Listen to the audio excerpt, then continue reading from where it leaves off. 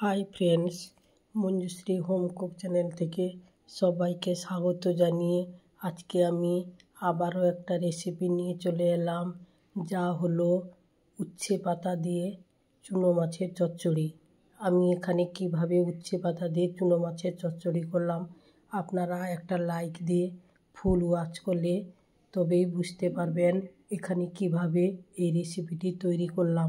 উচ্ছে পাতার সঙ্গে ছোট ছোট সাইজের দুটো বেগুন নিয়েছি, আর এখানে আমি বড় সাইজের 150 গ্রাম চুনো মাছ নিয়েছি।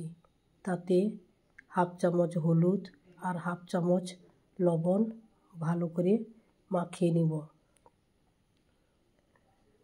অন্যদিকে কড়াইটা গরম করে নিয়েছি। গরম করে নিয়ে কিছুটা সর্ষের তেল গরম করে আমি মাছগুলো দিয়ে দিলাম ফ্রাই করার জন্য। এখানে চুনো মাছটা এমনভাবে ভাজবো, একেবারে ডিপ ফ্রাই করব না, মোটামুটি হালকাভাবে ভেজে তুলে নিব। দেখুন বন্ধুরা, আমি এখানে কিভাবে মাছটা ভাজলাম, তাহলে আপনারা বুঝতে পারবেন কিভাবে কতটা ভাজা দরকার। মাছগুলো ভাজা হয়ে গেছে, এবার কড়াই থেকে তুলে নিলাম।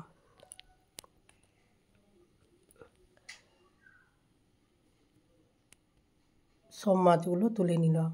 এবার কড়াইতে যে তেল থেকে গেছিলো, এখানে ফোড়ন হিসেবে আমি 5 ফোড়ন দিলাম, তার সঙ্গে 2 শুকনো লঙ্কা ছিঁড়ে দিলাম।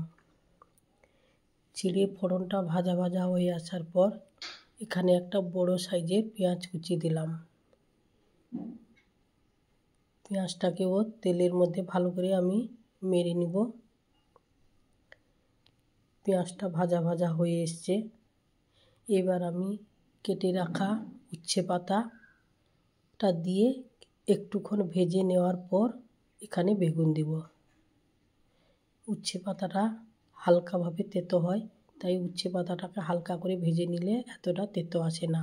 অনেকে আবার উচ্ছে দিয়েও তৈরি করেন, তবে আমার মতো একবার উচ্ছে পাতা দিয়ে এই রেসিপিটা তৈরি করে খাবেন, খুবই টেস্টি হয়। তারপর এখানে কেটে রাখা বেগুনটা দিয়ে দিলাম। বেগুনটা দিয়ে তাতে আমি হাফ চামচ হলুদ গুঁড়ো, সামান্য একটু লবণ দিয়ে বেগুন আর উচ্ছেগুলোকে ভাজা ভাজা করে নিব।